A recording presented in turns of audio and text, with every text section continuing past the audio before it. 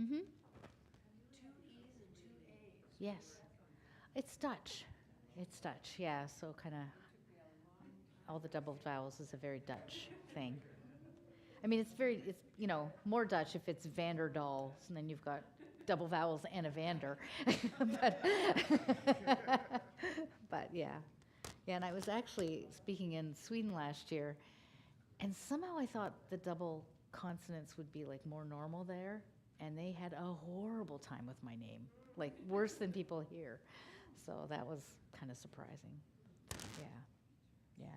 Interestingly enough, if people like from Iran or Iraq, Persian cultures, Kismet sounds to them kind of like kismet, which is the word for kind of good fate. So they think I have the best name. Like this is the best name to have. So that's kind of cool too. Okay, well maybe let's begin. I think it's time. Maybe we'll open with a word of prayer. So let's pray.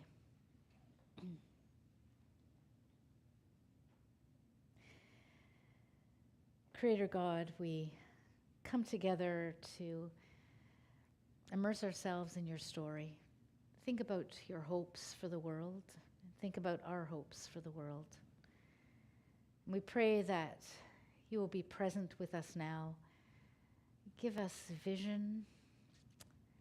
Give us excitement for the vision of wholeness and peace and healing that you surround us with and that you call us to. We ask this in the name of Jesus. Amen. Okay, well, welcome this afternoon to the cheerful topic of, what did I call it? Torn between grief and hope on the lament of the land and the tears of God. We're gonna talk a little bit at the beginning about grief connected to creation and the climate crisis, and then we're gonna spend a little bit of time looking actually at the Noah story in a little more depth and thinking what that story of kind of climate catastrophe has to teach us and has to tell us in our own time. What I'll be doing with you this afternoon is some material from a book I'm actually writing on ecological grief and climate catastrophe in the biblical story. The sermon that I gave you this morning actually isn't part of that book, but I'm thinking maybe it should be because it kind of fits. I'd already mapped things out before thinking about Exodus, but so that's a book I'm working on, and I'm almost near the end of it. I'm working on the book of Revelation and Hope now, and I'm kind of bogged down. So hope being a bit harder to think about these days. So I'm also realizing when you think about things like creational grief and climate grief, you need to take that slowly, and you need to kind of immerse yourself also in gratitude and in joy and the way that creation brings you to those places. And that's why you're going to notice this afternoon there's going to be pictures on most of the slides that don't always relate to the slides. Sometimes they do. These are all taken at our farm in central Ontario in Canada. This one doesn't have a label. This is actually an American bumblebee. No, wait, this is a perplexing bumblebee on sweet clover. Most of them will have labels saying what they actually are. And we've been rewilding our property over the last number of years, and the bumblebee and insect population has gone up quite a bit. Some people would just say that we have a lot more weeds, but rewilding is our story, and we're sticking to it. So you'll see those pictures through too. And I'll say one other thing about our farm. So we live in a 50-acre off-grid permaculture farm. 35 of it is bush, and the rest is the farm. We rotationally graze cattle in the summer that belong to another farmer, and we buy a couple every year that we then butcher and sell the meat from to just people in our community that we know. So doing rewilding and tying that in with sustainable food is a lot of what we're about. So that's the other hat I wear, in addition to the biblical scholar hat.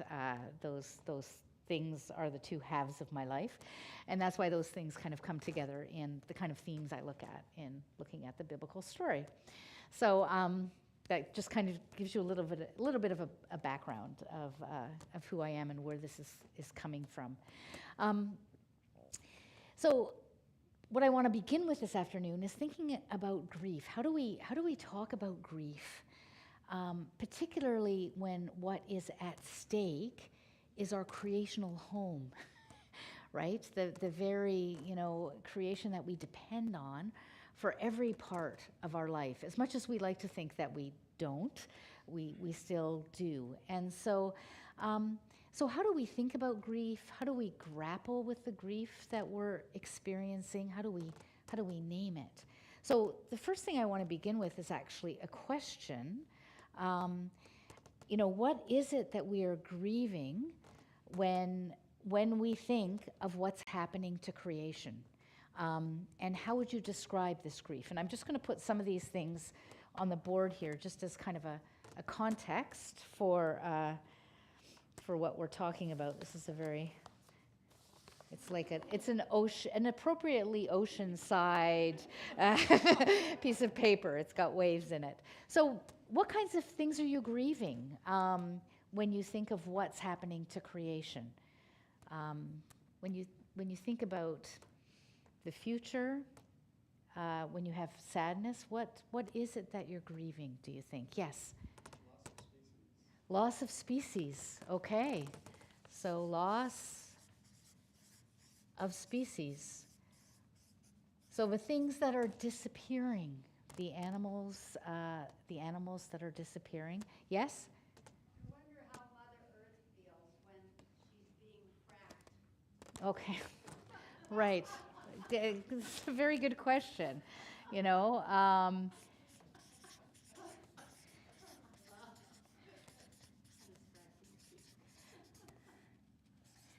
And there's, the correspondence of that word to another word works, I think.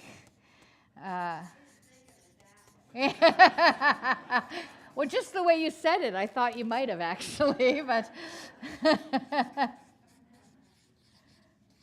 Oh, really? I mean, there are reasons people talk about the exploitation of the earth, right? That earth is being exploited. Some environmental scholars do talk about the earth being raped, right? That's what we've done in our time. So the loss of species, wondering, sorrow over. So maybe one way to put this is sorrow over the violation of the earth, right? Actually, I'm going to write that under there so I don't forget it. I mean, I've been thinking through this stuff, but every time I talk about it with people, I learn new things.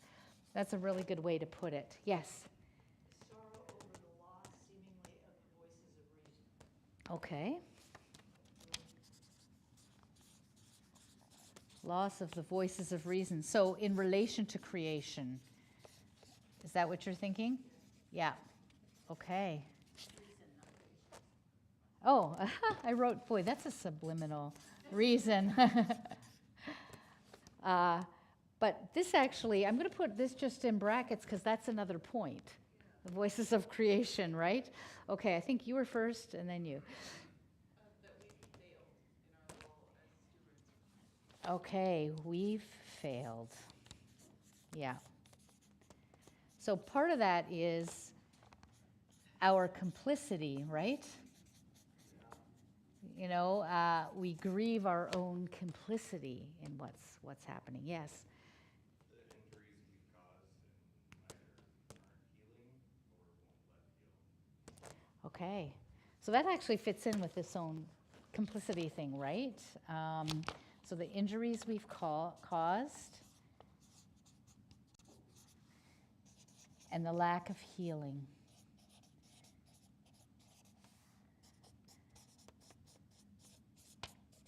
Wow, these are great. All of these. Okay. And, yes. Climate change. Okay. And what is it about climate change? Or just the fact that the climate is changing? Yeah. Okay. Yeah.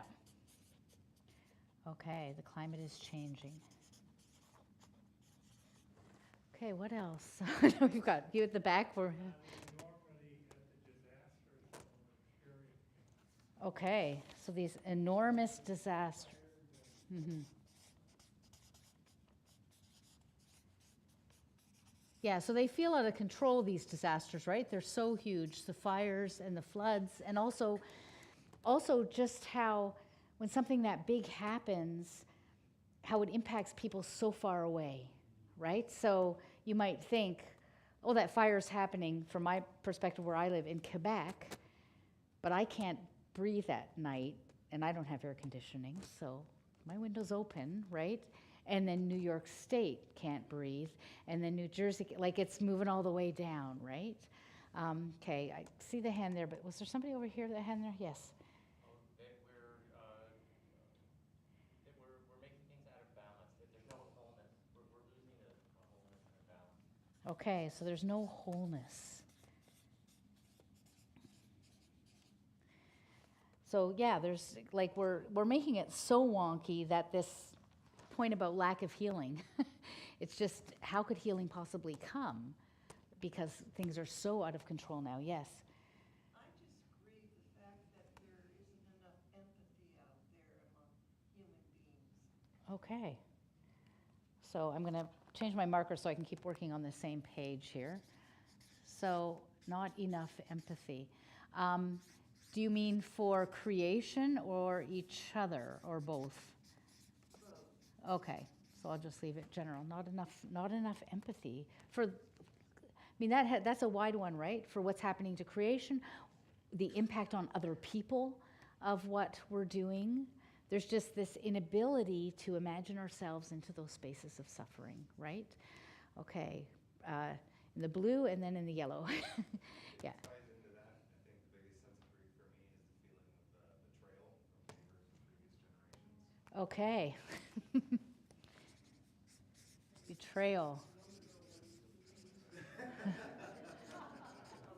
Betrayal from previous generations. Yes, why didn't you heed the warnings or do something about this? Or no, definitely. Okay, so first here and then you. Yeah. Frustration about what we as individuals can accomplish. Okay.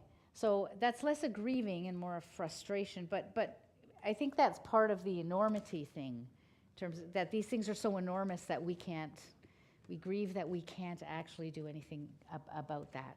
Yeah. Okay. Well, to piggyback off the betrayal from previous generations, I like a sense of fear and guilt toward what we're leaving for future generations. Okay. So we're grieving. I think the way I kind of put this is grieving a future we had expected, or we had hoped for. Maybe put that. Yeah.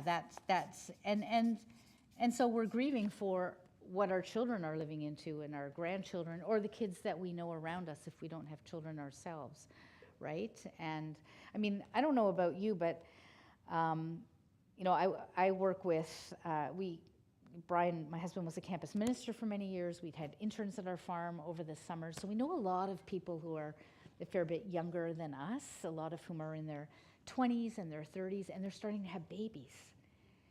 And I find myself in this weird place.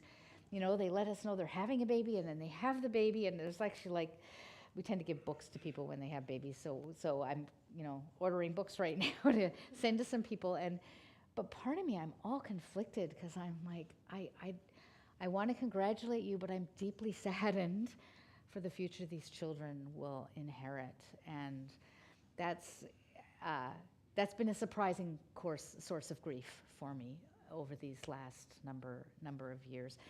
Somebody in one of my courses, I teach online courses that people can take from anywhere, and one person said to me at one point, because young people are also deciding not to have babies, right? And and one of my own kids is like, yeah, I'm not sure I'm gonna have children. And somebody in one of my classes said, what I worry about is all the people who are aware of environmental issues are the ones who aren't having kids, So we'll have a next generation who isn't aware of environmental issues because their parents won't have been concerned, which is an interesting kind of twist. Yes. I don't know if it's Al there, but that really struck a chord with me, like grieving the fact that I might not ever be a grandmother because of that. So Yeah. it's like a personal part of that. Yeah. And I have a stepson who has a son, but when I realized that I'm not sure that my own biological children will have kids, that was really a source of grief, thinking about that. Even though, of course, all these other people are having babies in my life. I keep sort of saying, you know, it's we're bound together by the water of baptism, not the blood of, or, that matters. Yeah, so that I think that fits into grieving the future we had hoped for. That, that our kids might not have kids, and will we ever be on somebody's family tree? That's like yes. I would say we're grieving the future costs that are going to come with us not addressing the climate change. Because, you have two states that a lot of insurance companies have already pulled out Yeah. because of Mm-hmm. hurricanes and fires. That's only the beginning. I don't think any of us realize the full cost that's going to impact us Mm-hmm. because Mm-hmm. we haven't done it. Yeah, so that grieving the future we had hoped for, there's that personal part of that. I don't know if you can even read what I'm writing on here anymore, but also, also financially and socially, right? The costs of what we've done, that future that's just not going to be the prosperous future we thought of, or even the sustainable future we thought of. My husband Brian was speaking at a high school once to a class about going to university, what to expect when they go to university, because he's a campus minister, and so he's having this conversation with the class, and he's saying, so when you get to university, the first thing they're going to hand out is condoms. This is a Christian high school. They're going to hand out is condoms, and so you need to know this is the culture at university. Everybody's having sex with everybody else, and you're going to need to think through what that's going to look like for you as Christians. And this, of course, did not faze all these high school kids who probably this was not news for. And then he said, but you also need to realize, even with a university degree, you will not be living in at the same financial level as your parents going forward. You will be financially worse off. And the classroom erupted. They were really, really upset. But he was sort of saying, look, if this is what you're going to university for, here's a bit of a reality check as to our financial future. Maybe go into the trades, actually. You can't outsource getting the plumbing done in your house. Somebody's got to come in and do it. But yeah, this future we'd hoped for is a big part of what we're grieving. So I think it's important as we move forward and think about the climate crisis and what's happening, that we stay in touch, actually, with what it is that we're actually grieving, and that we talk to each other about that.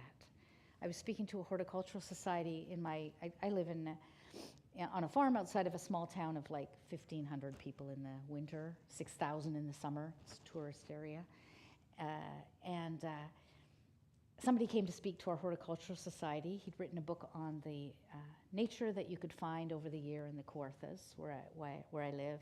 What if you're hearing frogs in April, what they likely are, describing what they are. So he came to talk to us about how it was all changing, and how devastating this was, and how because the climate is changing so quickly, animals won't be able to adapt and will become extinct. It was a very heavy talk, and I thought, oh my, I'm invited to give these kinds of talks. He just showed up to talk to people who think about gardening, and this is the talk he's giving them. And I'm kind of looking around thinking, how are people going to respond to this? And, you guys came knowing what the title was, but and his title was more ambiguous. And so I'm looking around, and he finished and said, "Are there any questions?" And the room, it was like we lifted the lid off a boiling pot. Everybody's grief and fear and anxiety was suddenly spilling over. And people were sharing this and talking about this. And I thought, oh my goodness, we're all walking around here like walking wounded. And we don't dare share the grief we're feeling because we don't know how other people will respond. We don't want to alarm them. We don't want to get into an argument about climate crisis because the place I live is rural, and so it's got its share of people who would have probably voted for your president-elect. So, yeah, we're scared, right?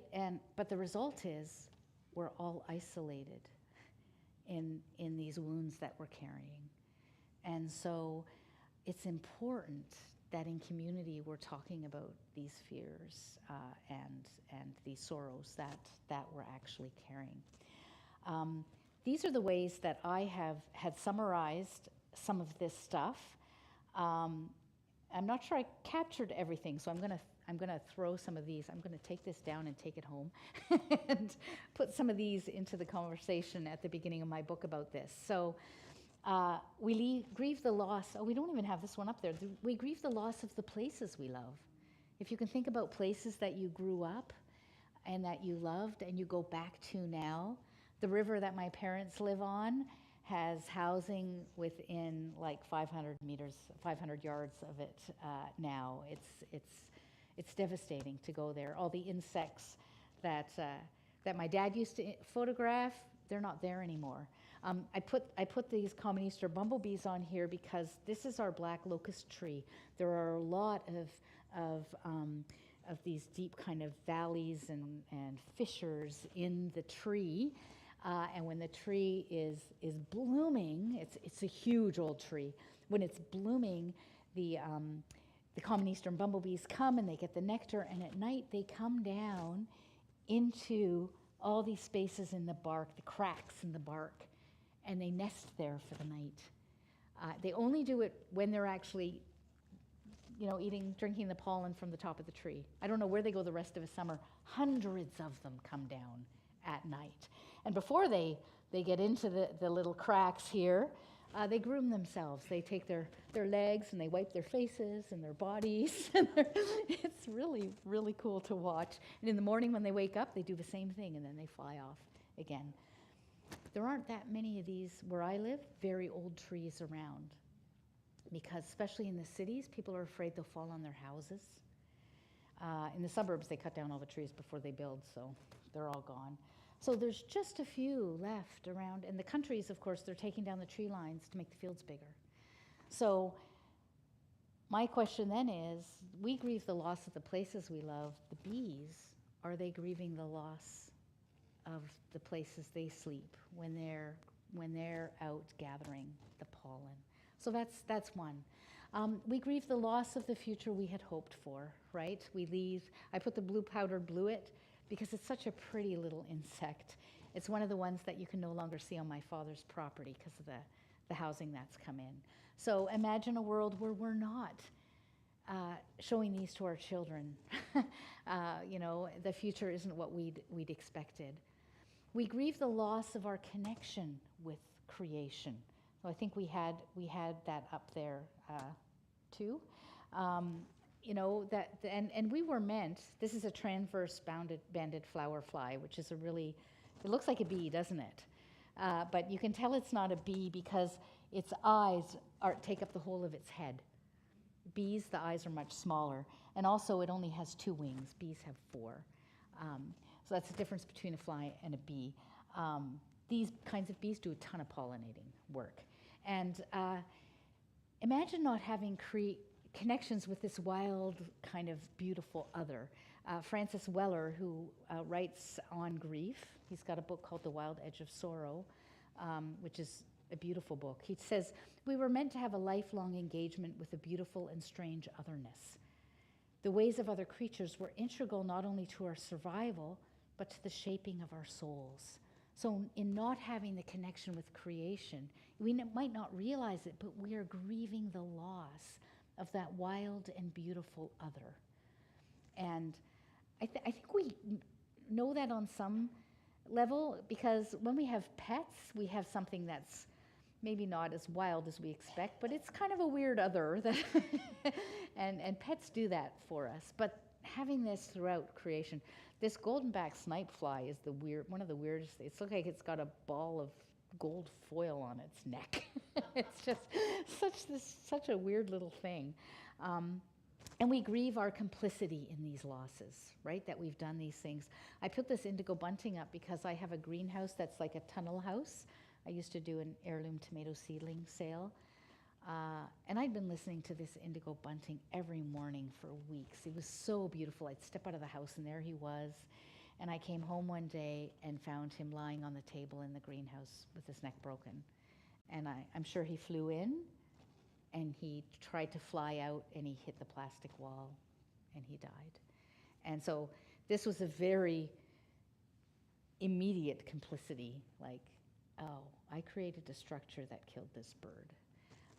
But we all know there are all kinds of ways we are complicit that are much bigger than that. And so we grieve because of our complicity. And we grieve because we're drawn into the sorrow of creation. I think that's that, how does Mother Earth feel when she's being fracked, right? We feel the sorrow of the other creatures as they are being violated or starved. It's like when you read a story about them finding the gannets in the ocean that are dead because they're full of plastic, right? Because birds don't have teeth. Other animals pick up plastic and they chew it and realize this is not good food. Birds just swallow.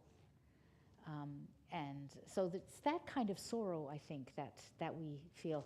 This is a tent caterpillar moth. You guys have tent caterpillars down here? What they do is they kind of, they take over a whole branch on a tree and they create a tent-like structure out of silk, and it's big. And when you tear it open, it's full of caterpillars. And when they come out of there eventually, they can like strip a small tree. So what people do is they cut them off, they cut the branches off and they burn them. That's the most common way people get rid of them. So like people will walk through the forest and cut down tent caterpillars and burn them and burn them. And then I saw the moth and went, oh my, this is what we lose when we kill all those caterpillars. It's the fuzziest, and it's big. I mean, it's not as big as a monarch, but it's biggish.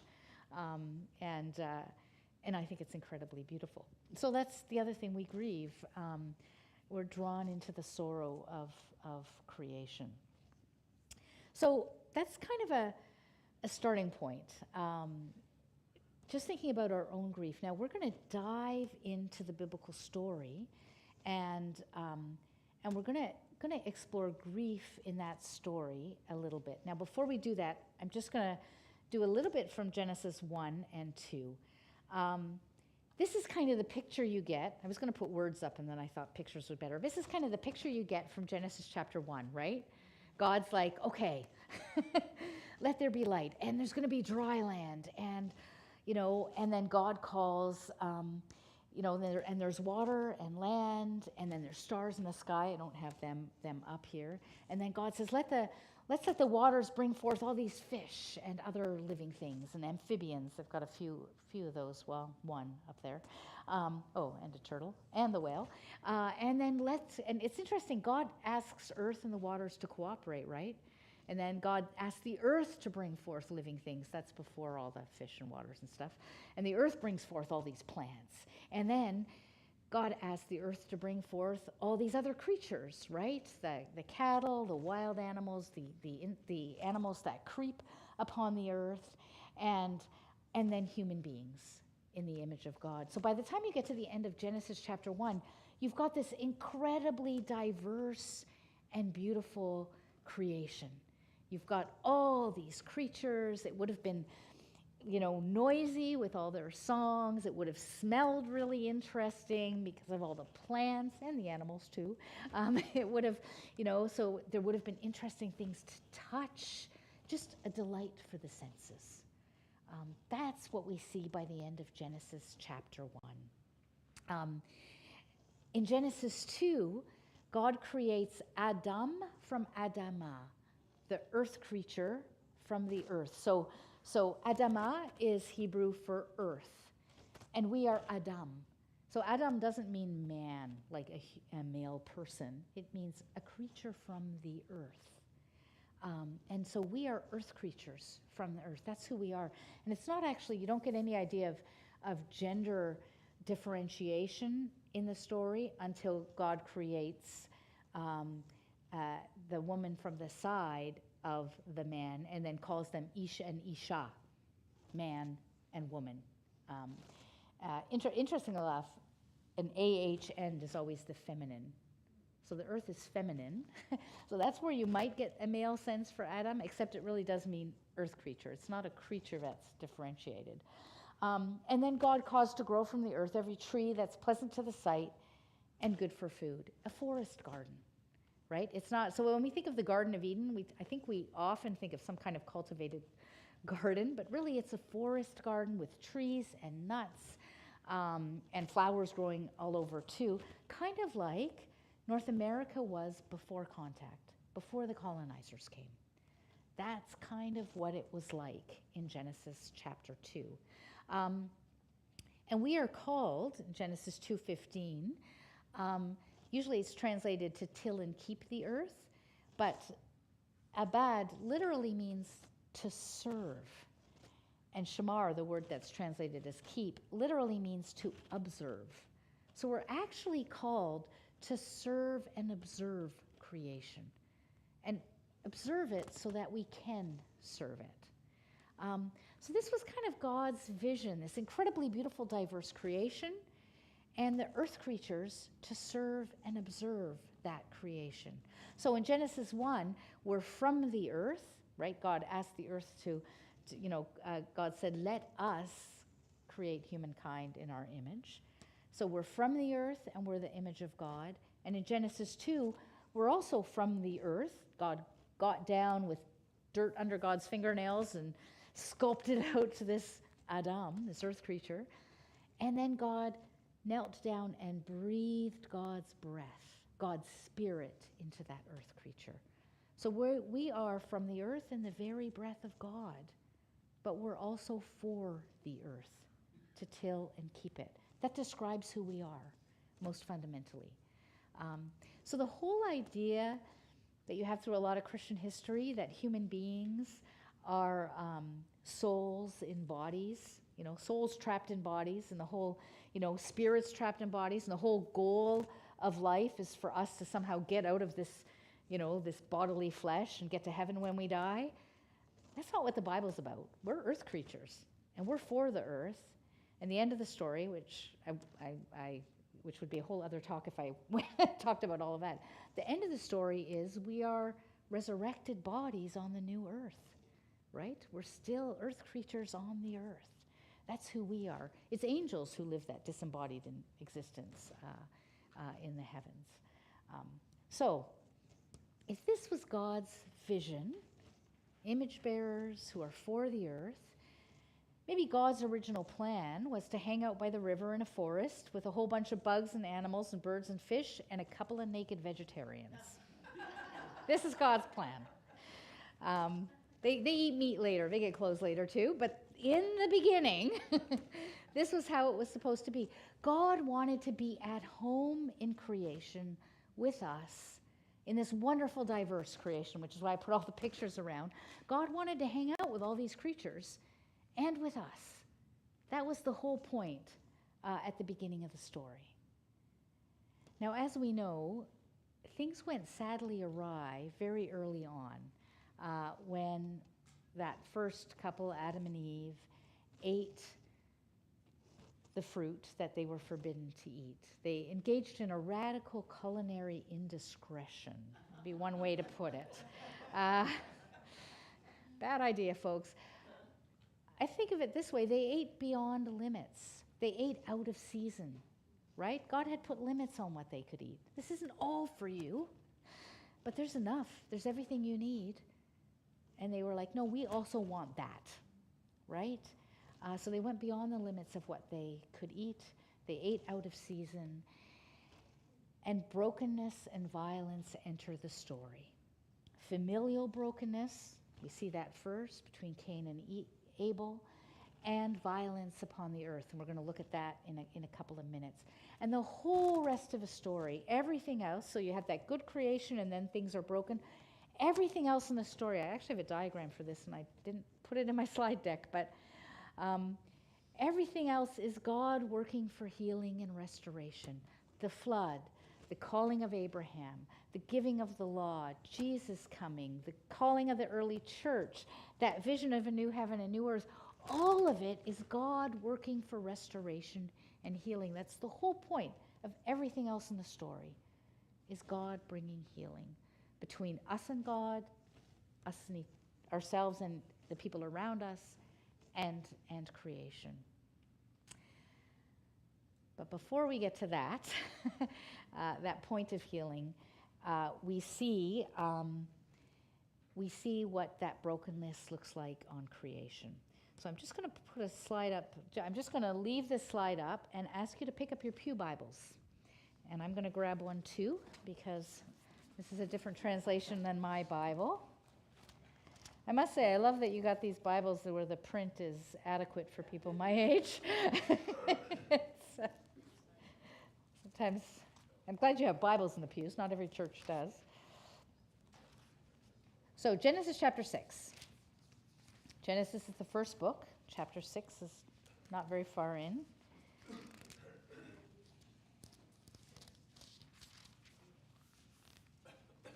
My youngest child works as a children and youth minister part-time at an Anglican church. Anglican churches in Toronto don't generally have pew Bibles. So Finn, my youngest, just suggested that some of their youth budget could be used to buy pew Bibles so the youth could look things up during the service.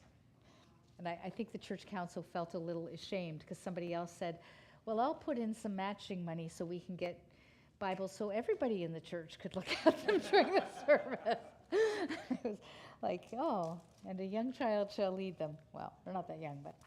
Okay, Genesis chapter 6. This is the prelude to the flood story. We're going to be looking at the flood story. When the number of people started to increase throughout the fertile land, daughters were born to them. The divine being saw how beautiful these human women were, so they married the ones they chose. The Lord said, my breath will not remain in humans forever. Because they are flesh, they will live 120 years. In those days, giants lived on the earth, and also afterward, when human beings and human daughters had sexual relations and gave birth to children. These were the ancient heroes, famous men. Now, this translation obscures a little bit some of the sense of this passage. The divine being, verse 2, the divine being saw how beautiful these human women were, so they married the ones they chose. It actually says the men saw how beautiful the women were, and they took them, as many as they wanted. It's the same word for when Eve took the fruit in Genesis chapter 3. She saw the tree, saw the fruit was beautiful, and took it. The men saw the women, saw that they were beautiful, and took them as many as they wanted. This is not, monogamous one man, one woman marriage here. This is, here are women and we want to take them. There's overtones of violence here in the story. It's the same word later for when Joseph's brothers take him and throw him into the pit. So this isn't kind of a benign taking. And it's no coincidence that the children that come from those kinds of unions end up being the ancient heroes. This is the last verse there, verse 4. The ancient heroes, the famous men. In the Hebrew, a better translation might be the warriors and the heroes of old.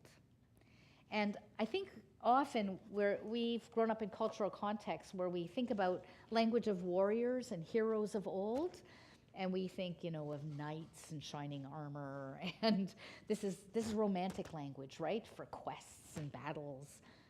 But really, it's the warlords. These became the warlords on the land. The men who started the wars, the men who widowed women, the men who took land from people who were vulnerable, those are the warriors. That's what the word hero refers to.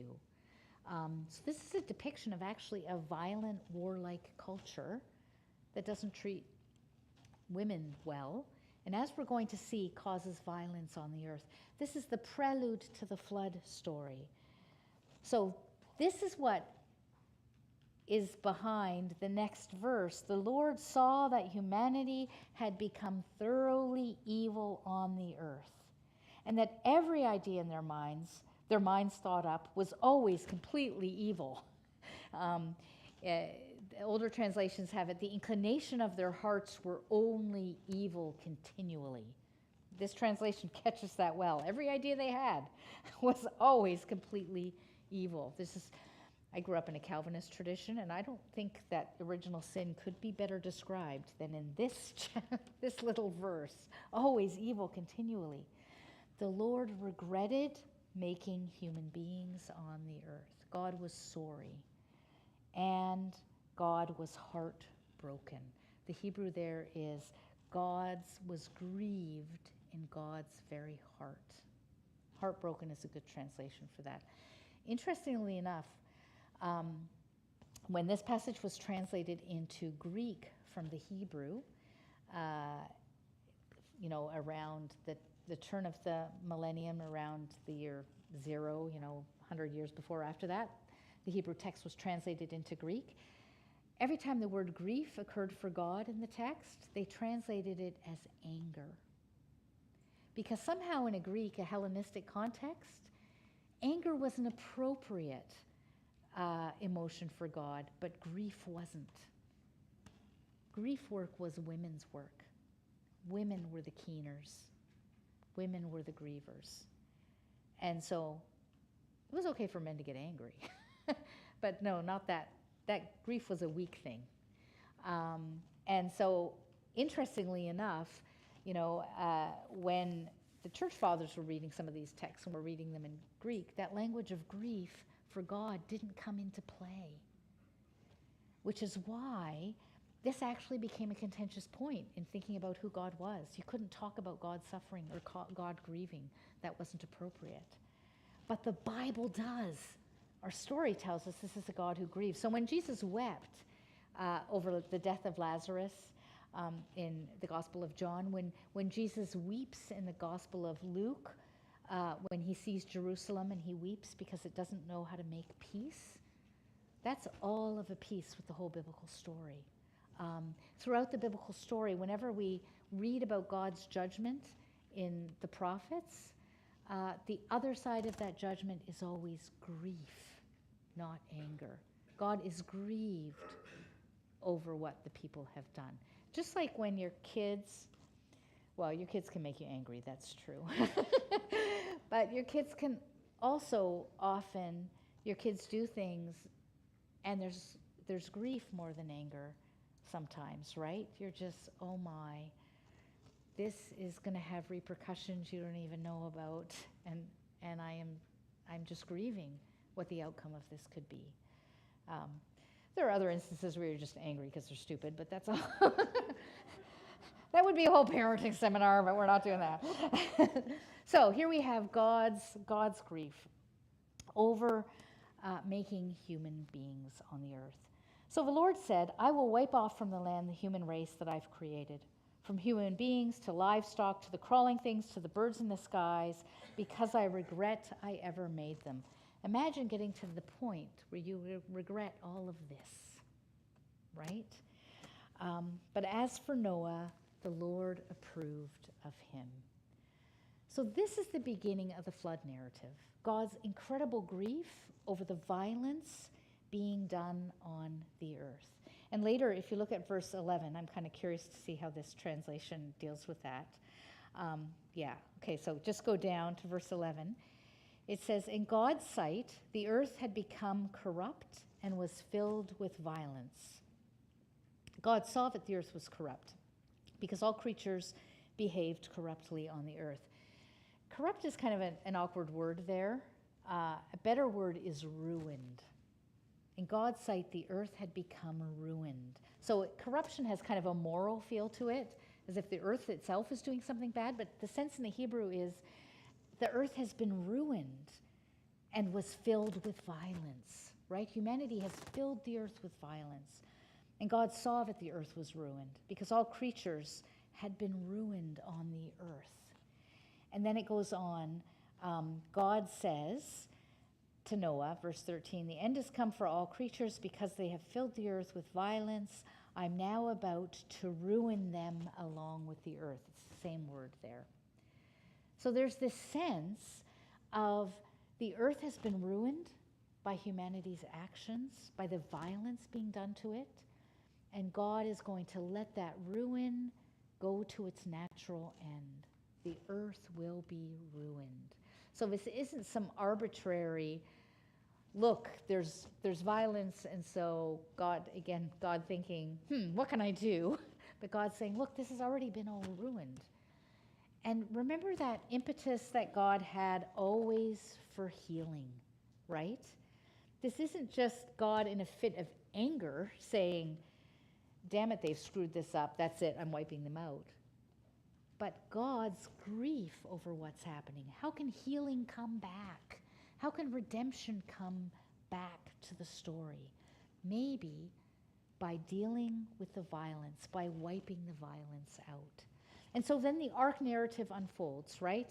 And the waters, God says to Noah, build this ark, get all these creatures in the ark, get enough food for all the creatures in the ark. The flood comes, and I'm just going to focus on God here. We'll talk about the people in a couple of minutes. The flood comes, and we get to the end. The flood recedes. The people come out of the ark. You can just imagine if you've experienced a flood, how much everything kind of stank, how terrible it looked. Imagine what was going on in the heart of God through all of this, as all of this was wiped out, right? As God watched the animals gasping and sinking under the flood, as God watched the trees disappear. We know that this started with grief, yes. I was just gonna ask, if the earth was ruined, would it really look like all those pictures? Well, not anymore. That's right. And I'm gonna, yeah. So this is it. So it was already not looking like these pictures anymore, right? Because you got to imagine that we know what it looked like when it says the earth was ruined. You've got violence and wars on the earth. Well, what does that create? Have you seen pictures of Gaza, right? Or have you seen Syria? Have you seen what's going on in the Sudan? So yes, yeah, exactly. So when God brought the flood, this would have been onto an earth where the water was already toxic, right? Where the vegetation had already been destroyed, where there already were fewer pollinators, where you couldn't eat the fish. Already there was that kind of ruin happening. So you can see that this would have been, I think, a mixed thing for God. Part of it was, I'm starting over. But also there's this, I think, this grief over it ending for good, right? It's like if you've created a beautiful piece of art and somebody ruins it. I mean, you think, well, this is done now. I've just got to throw it out. But there's still a lot of grief with taking the ruined thing and throwing it out, right? I was thinking of a cooking example too, but I won't. I think there's lots of examples. We're all aware of this in our lives. The reason I think that there was still a lot of grief at the end is if you turn over the page to chapter 8 and verse 20 of chapter 8, you'll see a heading there. It says God's promises for the earth. Noah built an altar to the Lord. He took some of the clean, large animals and some of the clean birds and placed entirely burned offerings on the altar. So you need to know that Noah hadn't just taken 2 of each kind. He'd also taken 6 of some animals that were suitable for offerings. Otherwise, just giving these offerings would have wiped out whole species. The Lord smelled the pleasing scent, and the Lord thought to God's self, I will not curse the fertile land anymore because of human beings, since the ideas of the human mind are evil from their youth. In the Hebrew, it's actually the same phrase you had earlier along. I will not curse them, even though the inclination of their heart is evil from youth continually. So you're like, wait, what's changed? They're still behaving, they're still thinking the same way. Their hearts are still oriented the same way. But God says, I'm not going to do this. And he continues, I will never again destroy every living thing as I have done. As long as the earth exists, seed time and harvest, cold and hot, summer and autumn, day and night will not cease. I think this also arrives out of grief. God saying, I can't do this again. Human beings are still evil continually. I acknowledge that, but even so, I can't engage in this kind of destruction of the earth again. And then God goes on to make another promise. And this begins, this begins at verse 12. No, just a sec. Verse 9. Verse 9 of chapter 9. I'm now setting up my covenant with you. This is God saying to Noah and his sons. I'm now setting up my covenant with you, with your descendants, and with every living being with you, with the birds and with the large animals, with all the animals of the earth, leaving the ark with you. I will set up my covenant with you so that never again will all life be cut off by floodwaters. There will never again be a flood to destroy the earth. So note first that this covenant is with Noah and his sons and every living being, with the birds and the animals and the animals of the earth. This is a covenant with all the other creatures as well. And God said, verse 12, this is the symbol of the covenant I'm drawing up between me and you and every living thing with you on behalf of every future generation. I've placed my bow in the clouds. It will be the symbol of the covenant between me and the earth. So that's the catch-all phrase, the covenant between God and the earth. When I bring clouds over the earth and the bow appears in the clouds, I will remember the covenant between me and you and every living being among all creatures. Flood waters will never again destroy all creatures. The bow will be in the clouds, and upon seeing it, I will remember the enduring covenant between God and every living being of all earth's creatures. God said to Noah, this is the symbol of the covenant that I have set up between me and all creatures on earth. If you were counting, it's actually 7 times God says, the covenant between me and all living creatures. And, the covenant between, which is 7 is that full and complete number in the Bible, right? So it's kind of repetitive. And Genesis is a finely crafted book. So in case you didn't get the point, this was a covenant between God and the earth, right? It's said again and again. I was taught growing up that the first covenant was between God and Abraham. So when I, as an adult doing graduate work, discovered this is the first covenant, and it's between God and the earth, all living creatures, that's pretty important. That's pretty important. But also, that word for bow, well, first of all, there's the rainbow, the bow in the clouds, and who's it a reminder for? God. It's to remind God. Because God's making this commitment in spite of the fact that everybody is like a real jerk in their hearts. God's saying, but I'm going to make a commitment not to act on this and not to destroy you again. And I might need a reminder of that. It's like a wedding ring. It tells other people you're married, but it also reminds you, you made a covenant here. Maybe you want to keep that. And so that's what the bow is, but also the word bow in Hebrew as in English, it's the same word as for a bow and arrow, right? This was the weapon of old, the weapon of the day. This is God's commitment to nonviolence. God is taking the bow and hanging it up. The weapon is being hung in the sky. It's not going to be used. This is the end of the beginning of that story. Those warriors of old, those heroes that do violence, God's saying, I'm not like them. I'm hanging my weapons up.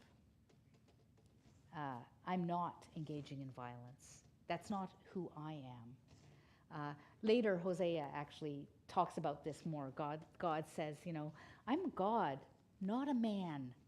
And there, I think it's not meant to be inclusive. He means a man. I will not come in anger. That's not how I do things. This, I think, this point in the story where God commits to being in covenant with humanity and with the earth without violence is, I think, the beginning of that walk to the cross that we're going to be celebrating in Lent and walking through in Lent. This is God saying, I'm going to bear violence. I'm going to bear suffering rather than act in violence back. This is God saying, even though the word isn't used here, I'm going to act out of forgiveness. Because if you don't hit back, that's the definition of forgiveness, right? And that's what Jesus does on the cross. So this is where we start to get the beginning of God's commitment to what's going to happen on the cross in the story. Now so that's kind of, I think, the grief of God through the story.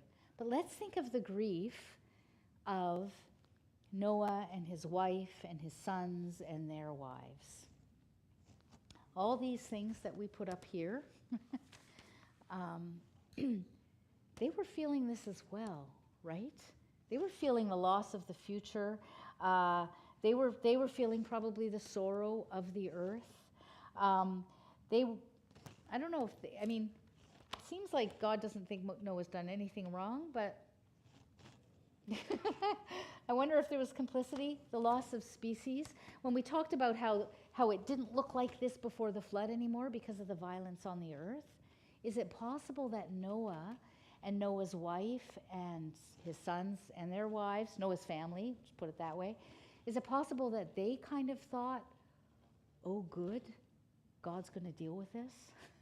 Oh good, this might be an end to the violence? I mean, I don't know if any of you ever have that feeling, but sometimes there's just a sense, you know, gee, maybe, wouldn't it be great if the fire started like near the homes of the oil executives? Wouldn't it be nice if sure, let's have a fire, let's just wipe them out with the fire, right? When God came and said, look, I'm wiping them all out because they're all too violent on the earth, I think it's possible that Noah and his family thought, phew, right? Because they were the ones walking, that story of walking this morning about Aid Africa, having to walk miles to get clean water. That's what happens in war and things become toxic. Not having fertile land anymore. Though interestingly enough, blood can make land quite fertile, but usually armies try to mitigate against that by destroying.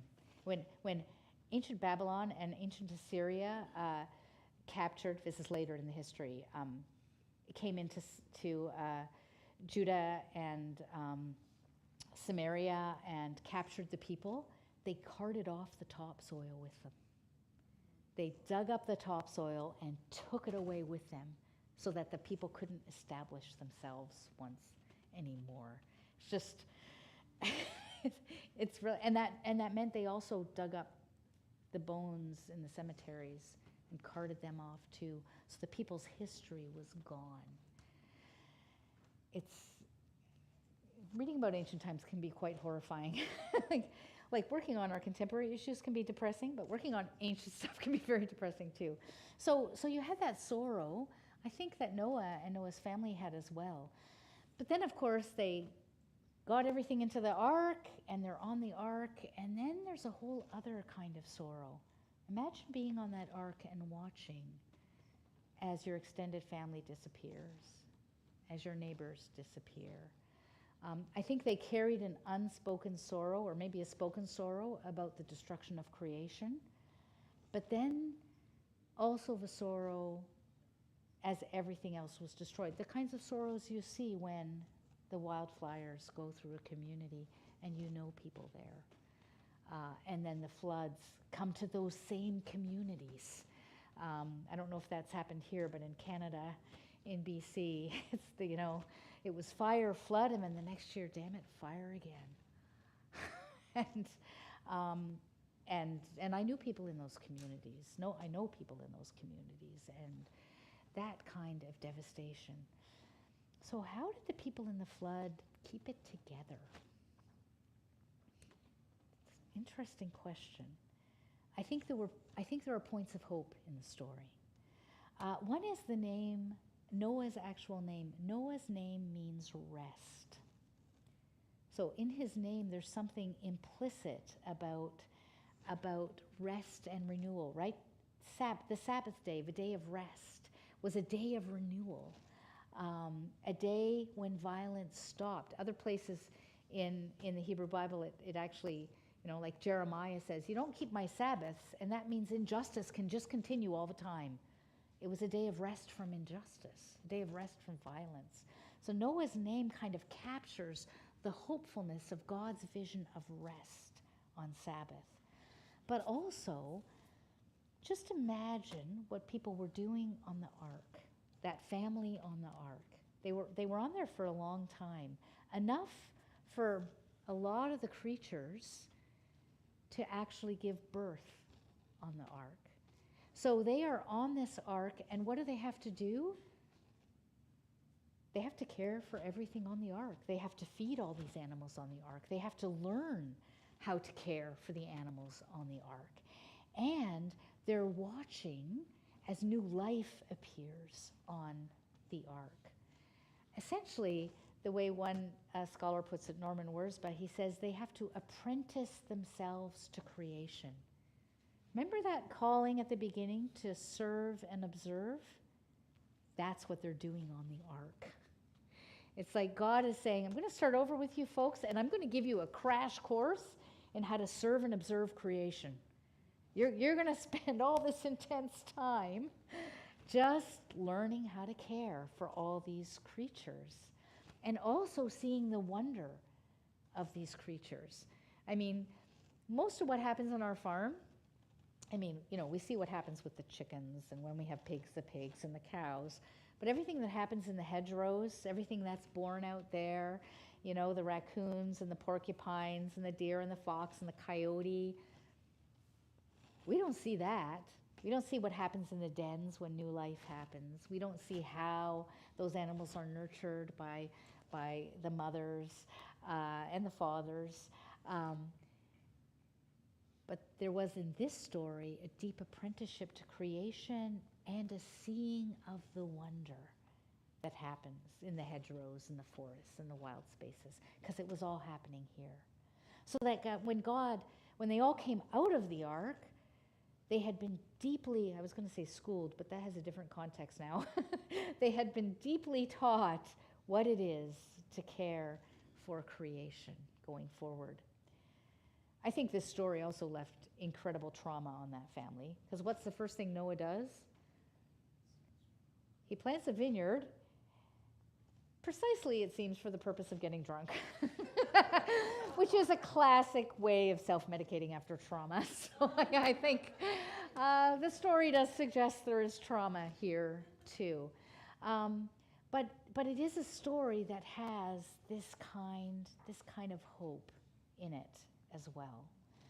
So the question becomes, and I'm just going to find my spot here in my notes, because I've just gone like, I have a script. I didn't think I'd stick with it, but I do need to figure out where I am. Okay.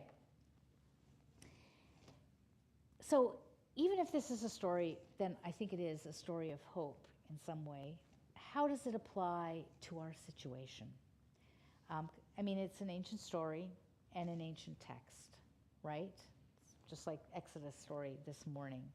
And it's interesting, it's become naively common or, distressingly common for biblical scholars to just say naively, people writing the Bible did not have the same concerns about climate catastrophe that we have. You'll see this all the time in scholarship. Yeah, Paul wasn't concerned about what we're concerned about, Jesus wasn't, and these Old Testament authors weren't either. But actually, that's not true. There are lots of texts that lament the loss of creatures, Hosea kind of says, because you were unfaithful on the land, The land mourns, the birds of the air are perishing, and the fish of the sea are perishing. I mean, he's describing extinctions, is what he's describing. And this story, too, I think, has significant similarities to our current context. And it's not the only one that does, but, and that's what I'm kind of working on in my book. So it's a story that arose out of grief over violence done on the earth by a culture that valued powerful men who were oppressive towards women and committed violence against them. This may sound familiar to some of you. It valorized warlords and conquerors. It privileged war over peace. None of this is new to us, right? It was a culture just like ours, where domination and oppression and military might were powerful contributors to environmental degradation. And it's a story about complete environmental devastation that reshapes life on Earth, which is our context too. I think we just need to name that that's what we're facing. And so it's a story of deep loss faced by so many on the ark. And this is the reality of so many people today too. And I think for a lot of people in the past, I think those of us with privilege in the West are just coming to grips with this. But for many people, the people who lived in this land before the colonizers came, indigenous peoples have been through the loss of their land and their culture and their people. People who are refugees facing war and devastation now. And now we are starting to face this in our own context. And I think it is becoming the unspoken sorrow of our time. This is a familiar story. So, how does it provide hope in our current context? Well, first of all, the place of resurrection and hope in this story was the ark. And a family that chose to be faithful, to create a safe home where other creatures could quite literally weather the storm. And the family did this at great cost to themselves. And it's a family that knows the deep joy of being apprenticed to creation. So if we ourselves were to take the first calling quite literally, as Noah and the women and their husbands did, what if we were to look around at our watershed and our places and ask, and I think this is my next slide, and ask, what would it look like to create those places where biodiversity can flourish?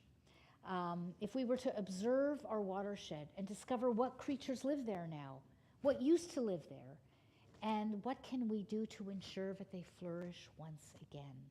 Essentially, this is apprenticing ourselves to our place, learning about the place where we literally are. This doesn't involve some heroic climate action where you have to go somewhere else, but just walk out the door and see what's around you. And then ask, what was here before? And what can I still see flourishing? And if nothing is flourishing here, why not? Why not? And what would be necessary to bring things back? And we can do this in urban context, in suburban context, in rural context. In fact, it's almost easier to do in an urban context now because our rural contexts are so degraded. Like when I our farm is this little oasis, but when I look across our laneway to the fields that are growing soybeans with, Roundup ready seeds that have all been treated, and so the fields are sprayed, everything dies but those soybeans. There's no life in those fields. There's no life for pollinators. But city lots, because people often grow gardens, have actually more habitat for pollinators now than rural areas. And suburban lots, not quite as much, because there's a lot more grass in suburban areas.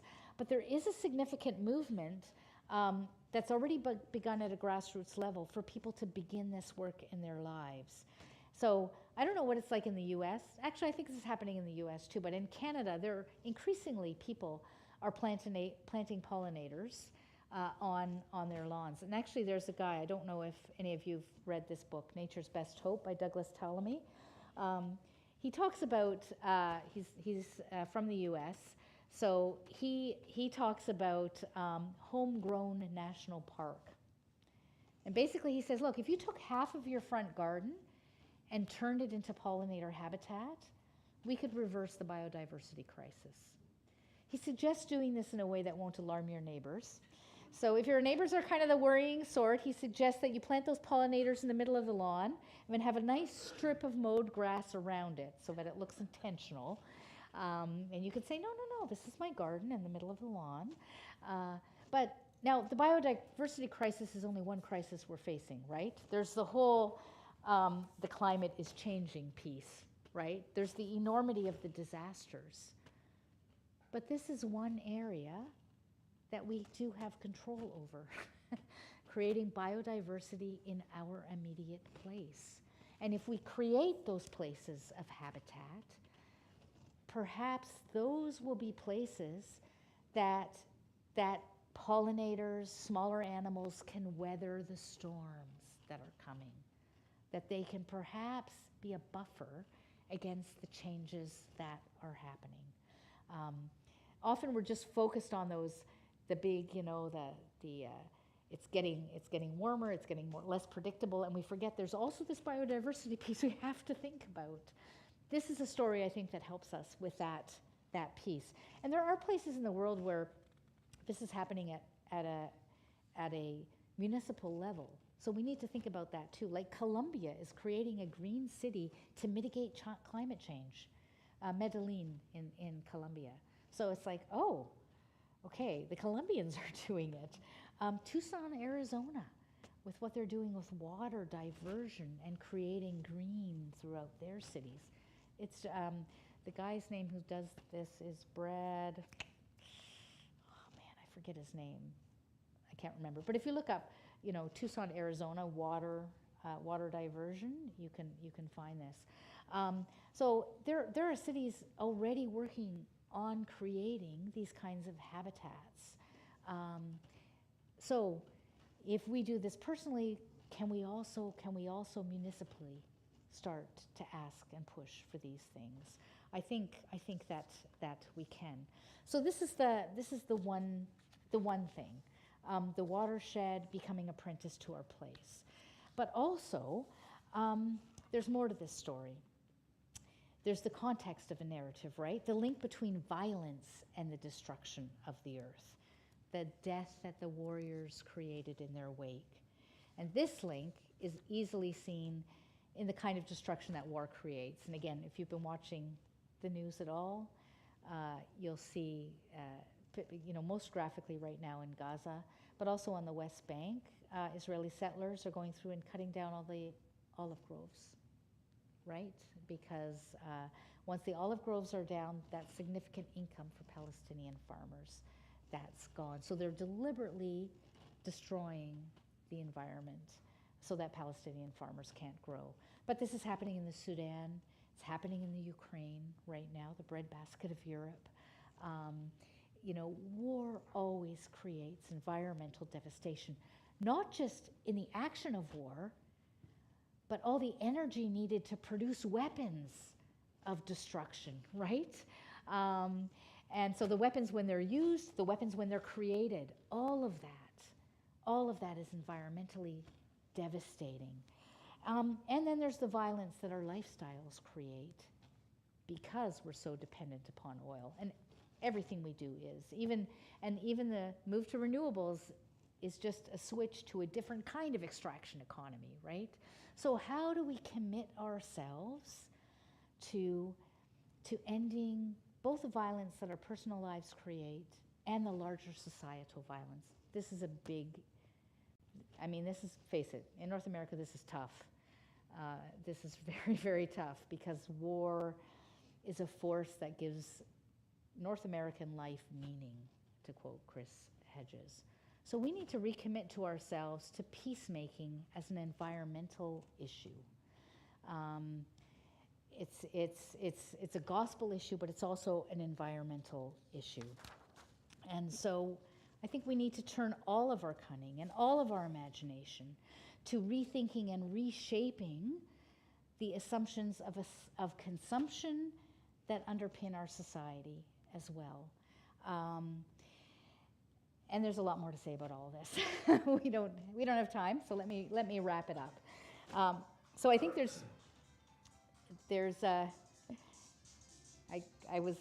I had somebody in one of my classes once who was the wife of a politician in Canada who helped people with how to behave socially well. And she was in one of my classes when somebody's cell phone went off. And she was like, and that might be one of the problems. Might be a problem. It happens to the best of us. Okay, so two things to wrap up. One, this story is meant to open our eyes, sorry, not just one eye, but two eyes, to enable us to imagine apprenticing ourselves to the insects, the animals, the birds, the swimmers, the rocks, the rivers, the mountains, the flowers, and the trees of our places. So it is meant to shape our imagination, is what the story is meant to do. And it enables us to imagine what we might learn about the needs of other creatures, so that we might listen to their stories of sorrow and of flourishing. But that's not all.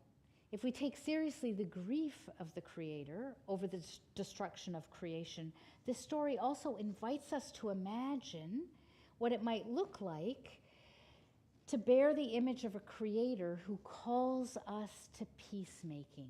What does it look like to bear the image of the Creator who calls us to peacemaking? And that calls us to imagine how we too might end the violence. To be a people who refuse to continue the endless taking that fuels violence towards the earth and each other, but calls us to hang up our weapons like the God that we worship.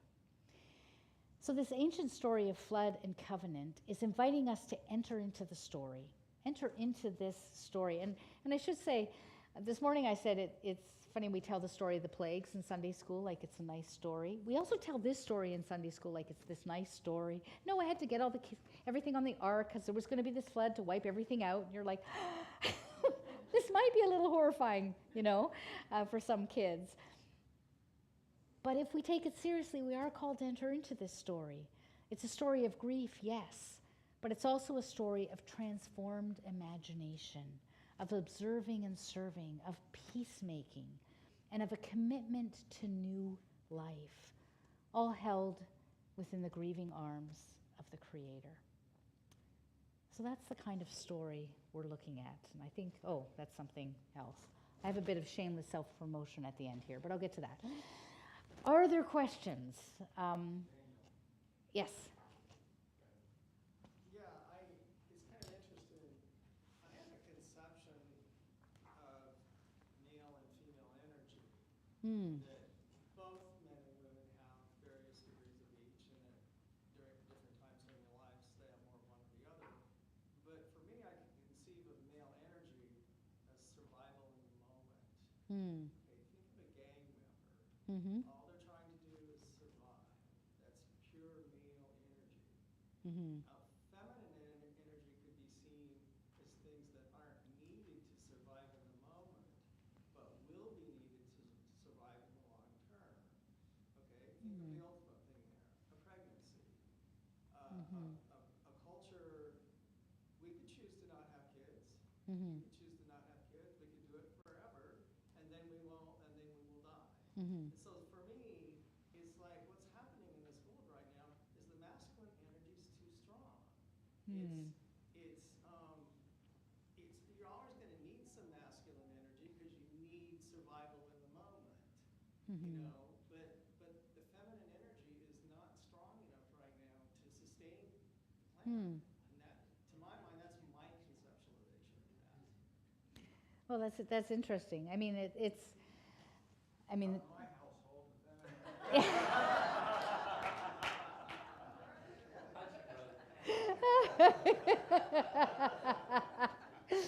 So I think this could open a can of worms, describing it this way. But certainly in the biblical text, there seems to be this link between men and violence in the story, but not always. I mean, Deborah is one of the warriors, right? And, Yael deals quite violently with the enemy commander. And you have other women kind of singing songs about the, actually, it's that same story. It's the mother of Sisera, the commander who's dead, sort of singing a song about, isn't it great? The men are out there fighting, and they're all going to and the reason they're not back yet is they're all taking a woman for booty. And that's his mother singing this song. But certainly you increasingly see people sort of saying, if women were running the world, it would be different. But I don't know. Margaret Thatcher ran Britain, and she was terrible. I lived in England then, so yeah. Margaret Thatcher's energy, it was very male. It was a male, yes. So, okay, so that's a very thought-provoking comment. Thank you. I'm not going to follow it any further, though. Are there any other comments or questions? Yes. Just on top of that, I was involved early on in the women's liberation movement. And there were kind of two groups. There was a group of women that thought, well, if women take over and this and that, everything will be better. And that's the way we need to go, is to stress that. But I moved over more to the conclusion that it all has to do with economic class struggle. So it doesn't matter if you're a man or a woman, those forces that you talk about, the warlords and the CEOs and the oligarchs, they can be men or women. Well, this is a point actually that black scholars make and womanist scholars make as well. Womanism is how we describe sort of black feminist writers, because they kind of make that point too. Look, it doesn't matter if you're a man or a woman. If you're white, you're engaged in the same kind of oppressions against people who are black.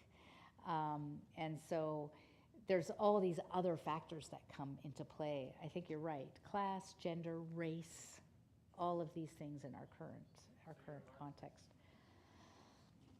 That's what Karl Marx believed. Economics was the bottom line. That was Marx's. Yeah, so I don't think economics is quite the bottom line, but capitalism thinks economics is the bottom line too, right? Oh yeah, of course. There's so, though I think both those paradigms need to be decentered. Almost hinted on the idol is no longer God. Idol is the dollar. Well, Or the currency. yeah, our environmental problems are rooted in our economic system. That's and this is where it does start to get a little bit more depressing, right? Pardon? 7 deadly sins. Well, yeah, which are, yeah, and there's a book by somebody named Stan Goff. I don't know if somebody could called The Ecology of Mammon, I think it's called, and it's those of you who know Ched Myers, he actually endorsed it, and I think this is what it's called. This is what happens if you're speaking away from home. Not that I might have taken it, Mammon. How do you spell that? O-M, right? Mammon. Mammon's Ecology. Thank you. I should have waited till somebody had looked it up. Mammon's Ecology. Oops. Published by Wick and Stock. It is Stan Goff, right? Is that? Yeah. Okay. So, and it's a really interesting book that talks about the relation between, our economic system and environmental devastation. He's got this interesting passage I quote sometimes where he talks about, look, if we want to train our children to actually be bringing healing and redemption, let's take all the money that we use for short-term mission trips and use that money to teach them how to do urban gardening, how to grow vegetables in the back of pickup trucks, how to create an ecosystem of growth and health in our cities. He's a veteran and a peace activist now after having fought in the war. So I recommend this book. Yes. Yeah, so there's maybe you've already referred to it, but I go over to Theodore Payne, the Native Plant Society in Los Angeles. They're big into this, what they call microenvironment movement. Just on this church property. If you just had 40 feet Yes. that was devoted to natives, Yes. that would suddenly create an island for the native insects, the native birds. And it doesn't actually take that much. It doesn't. It's surprising what shows up in just a little bit of space, because they'll find you, right? The insects find you. Somebody describes the biodiversity crisis, which starts with insects, then birds are next up, right? Is that it's like a log that's under the being pushed under the water, and as soon as we take the pressures off, boom, everything bounces back. And so, which is a very hopeful image for me. And I've seen this on our property. You've been seeing various images of various insects, but well, the meadowhawks are always around. But like when I started photographing bumblebees, 4 years ago, first of all, I didn't even know that there were a lot of varieties of bumblebees. I was like, I knew a lot of some bugs, but not these. The first year I photographed 4 varieties. Last year I photographed 14 varieties of bumblebees. And this is one of the more colorful, beautiful ones. But it was just like, oh my goodness, in 4 years, our numbers have just skyrocketed. Come to think of it, 4 years ago was COVID, so that's why I started photographing insects. It was a great COVID discipline. But yeah, it doesn't take much for things to bounce back. Okay, I'm going to end there. I'm going to engage in my shameless self-promotion here. I do all my teaching online, and it's pay what you can courses. I have some suggestions, but I'm teaching an Advent course Monday nights called Comfort for the Bruised Reed, Isaiah's Vision for a New World. They're 2-hour classes. It actually says EDT, but it's Eastern Standard Time now, so we've changed.